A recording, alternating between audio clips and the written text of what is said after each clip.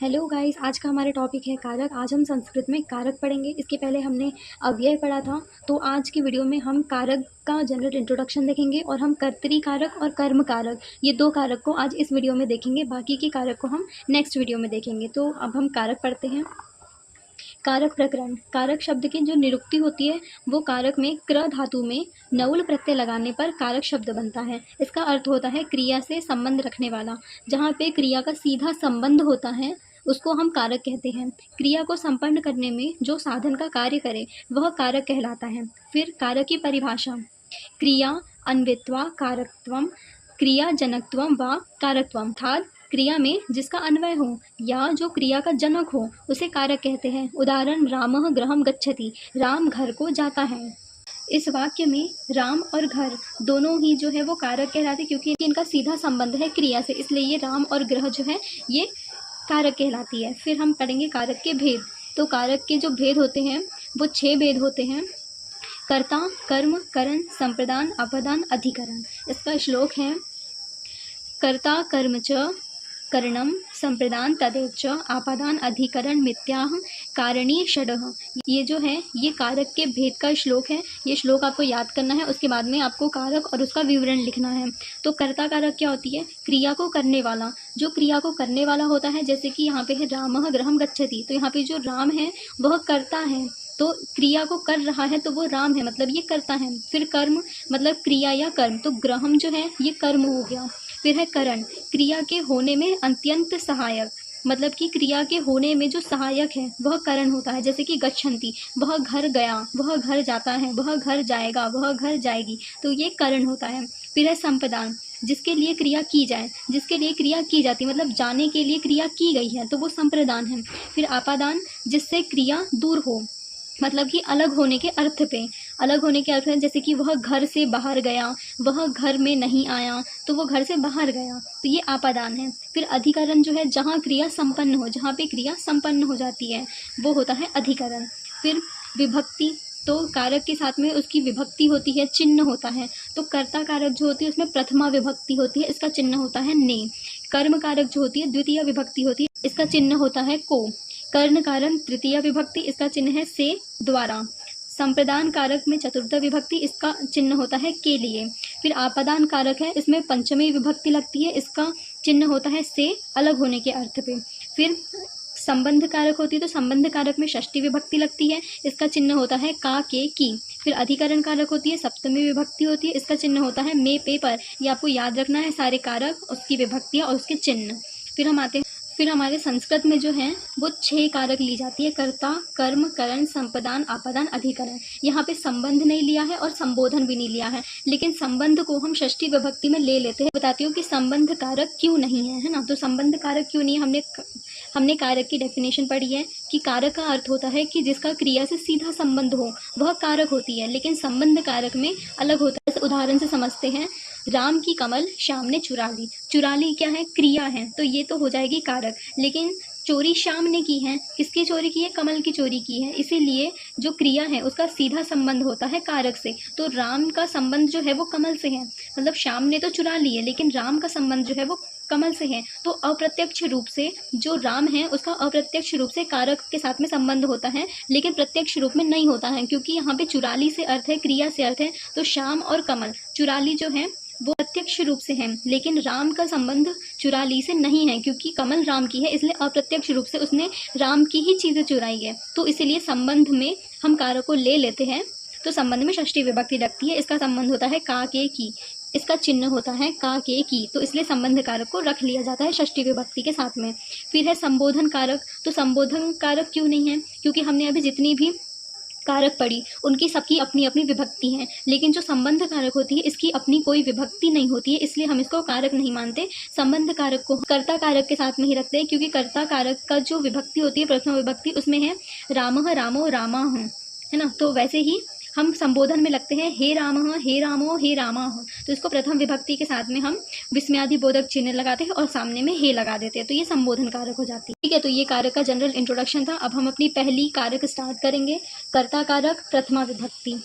तो कर्ता कारक जो होती है वो प्रथमा विभक्ति के साथ में होती है, इसका जो चिन्ह होता है वो होता है ने। इसका सूत्र आपको याद करना है, प्राति प्रातिपदिकार्थ लिंग परिमाण वचन मात्रे प्रथमा। प्रातिपदिकार्थ, प्राति मतलब प्रत्येक, पदी मतलब पद, अर्थ मतलब अर्थ, मतलब प्रत्येक पद के अर्थ को ही प्रतिपादिकार्थ कहते हैं। इसका उदाहरण है उच्चय, नीचे, कृष्णा, श्री, ज्ञानम। ठीक है, तो ये होता है इसके उदाहरण प्रातिपदिकार्थ के।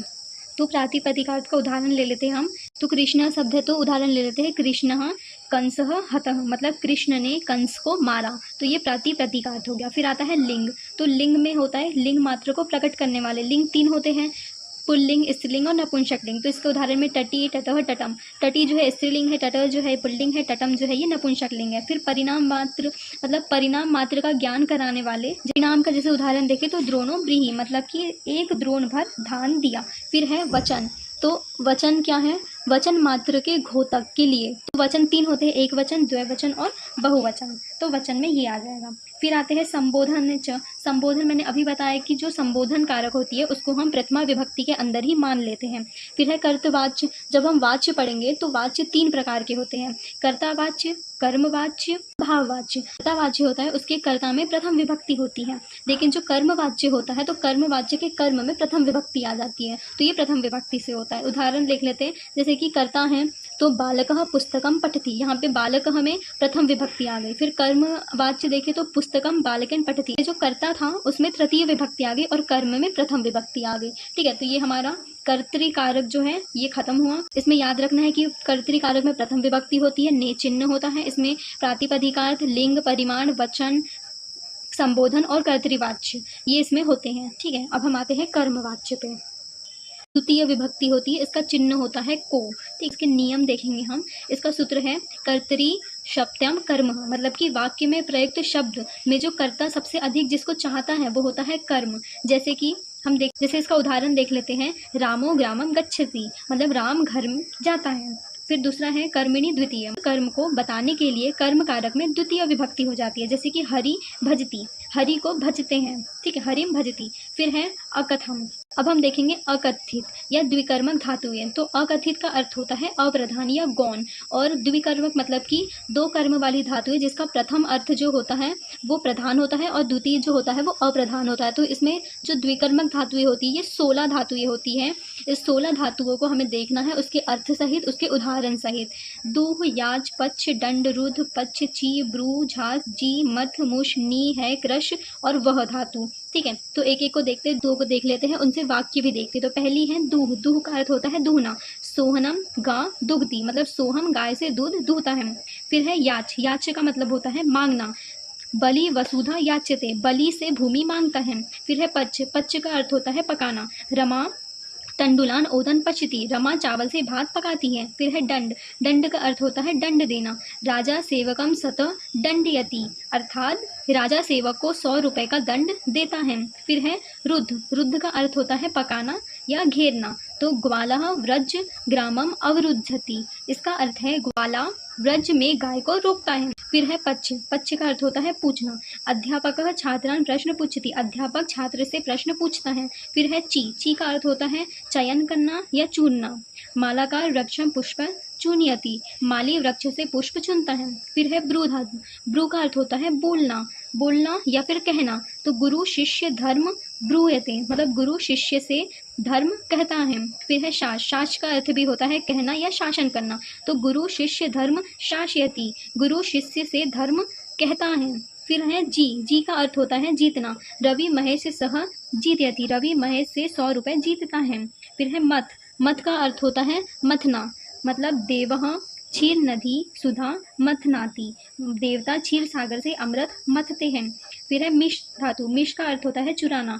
चोरः मोहन धन मुशनाती, मतलब चोर मोहन से धन चुराता है। फिर है नी। नी का अर्थ होता है ले जाना। अशोकः अश्वम ग्राम नयति, मतलब अशोक घोड़े को गांव से ले जाता है। फिर है ह। र का अर्थ होता है हरण करना। तो सह कृपणः धन हरती, मतलब वह कुंज से धन को हरता है।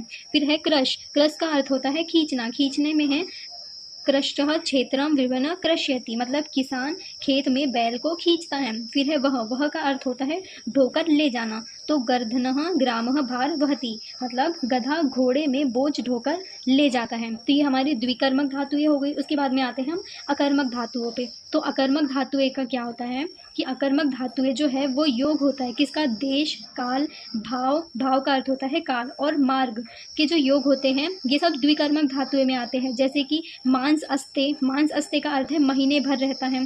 फिर कोश अस्ते, कोश अस्ते मतलब कोश भर तक रहता है। फिर हम आते हैं दूसरे नियम में। इसका सूत्र होता है गति बुद्धि प्रयत्नार्थ शब्द कर्म कर्मणा मुक्ति तो सौ नो, मतलब कि गति का अर्थ होता है जाना, बुद्धि का अर्थ होता है जानना, और प्रयत्नवार से शब्द मतलब कि खाना। ये जो आदि धातुएं होती हैं ये अकर्मक धातुएं होती है। इसमें शब्द रूपी कर्म वाली धातुओं का आयन मतलब कि नीच प्रत्यय से रहित, लेकिन जो कर्ता होता है उसमें नीच में कर्म हो जाता है। मतलब अगर कर्ता रहेगा तो उसमें नीच को कर्म हो जाएगा, मतलब द्वितीय विभक्ति हो जाएगी।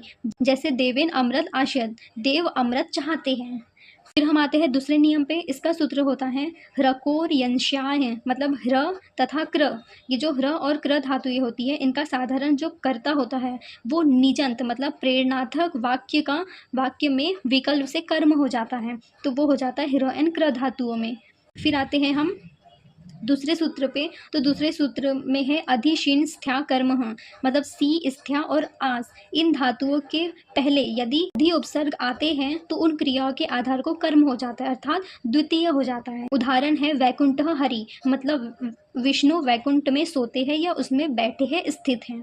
फिर आता है दूसरा नियम, यदि विष धातु के पूर्व यदि अभि और नी ये दोनों ही उपसर्ग एक साथ आ जाते हैं तब भी क्रिया के आधार पे कर्म होता है। जैसे कि सन्मार्गः अभि नी विषधते, विष धातु है इसमें अभि और नी दोनों उपसर्ग आ गए और सन्मार्ग में द्वितीय विभक्ति लग गई। फिर है विष धातु के पहले यदि उप अणु अधि या आ इनमें से कोई भी उपसर्ग आ जाते हैं तो भी कर्म हो जाता है, मतलब कि द्वितीय विभक्ति हो जाती है। हम आते हैं दूसरे नियम पे। तो दूसरा नियम जो है वो कहता है उभयतः सर्वतः धिक, ऊपरी ऊपरी अधि अधि अधोश यदि, तो इन सब के योग में द्वितीय हो जाता है, अर्थात कर्म कारक आ जाती है। उदाहरण अध्यति लोकः, संसार के ठीक नीचे, या हरि लोकः, विष्णु संसार के ठीक ऊपर है। ठीक है, ऐसे उदाहरण आ जाते हैं। फिर दूसरा नियम क्या कहता है, अभित परित समया निष्का सा और प्रति इनके योग में भी द्वितीय हो जाता है। इसका है उदाहरण कृष्ण अभियति, कृष्ण ऊपर है। फिर दूसरा नियम है अंतरा, अंतरा का अर्थ होता है बीच में, तथा अंतरेन मतलब बिना, इनके योग में भी द्वितीय हो जाता है। इसका उदाहरण है हरिम अंतरे न सुखम, हरि के बिना सुख नहीं है। फिर प्रवर्चनी मतलब कि ये ऐसे उपसर्ग है जिसकी क्रिया के साथ में शब्द प्रयुक्त नहीं होते लेकिन वो अपने स्वतंत्र रूप में प्रयुक्त होते, तो वो होते हैं कर्म प्रवर्चनीय, इनके योग में भी द्वितीय हो जाता है। जैसे कि प्रति परि अनु, इनके ये तीन उपसर्गों के योग में भी द्वितीय हो जाता है। जैसे कि वृक्षम प्रति परि अनु व विद्यते विद्युत, मतलब वृक्ष पर बिजली चमकती है। और भी कुछ उपसर्ग होते हैं जैसे कि अभि उपसर्ग का यहाँ पे केवल भाग को छोड़कर जो अन्य तीन होते हैं अभि में वो भी कर्म प्रवर्चनीय होते हैं, जैसे कि हरि अभिवर्धते। फिर जैसे सुख उपसर्ग है तो उपसर्ग में भी ये पूजा प्रशंसा के अर्थ में प्रयुक्त होते हैं। फिर अति उपसर्ग है तो अति उपसर्ग भी अतिक्रमण अर्थ में, अति भी कर्म प्रवर्चनीय संज्ञा के लिए होते हैं। जैसे कि अति देवान कृष्ण, कृष्ण देवताओं से बढ़कर है। ऐसे उपसर्ग होते हैं कृति प्रवर्चनीय वाक्य में। लास्ट वाला है काल द्वैरोत्न संयोगे, मतलब कि यदि कोई क्रिया लगातार कुछ समय से पर्यंत होती रह रही है और लगातार उसमें कुछ दूरी बनी रह रही है तो उसमें भी द्वितीय हो जाता है। जैसे कि मांस अध्ययते, जैसे 1 माह तक पड़ा है। कोशो कुटिल नदी, मतलब नदी 1 कोस तक ठहरी है। ठीक है, तो ये हो गया हमारा कर्मवाच। तो हमने कर्मवाच्य पढ़ा है और कर्मवाच्य के सारे नियम देख लिए। फिर हमने कर्तृवाच्य देखा, कर्तृवाच्य के सारे नियम देखे और जनरल इंट्रोडक्शन देखा हमने कारक का। सो आई विश कि आपको समझ में आया होगा। तो हम नेक्स्ट पार्ट आगे कंटिन्यू करेंगे। So thank you for watching.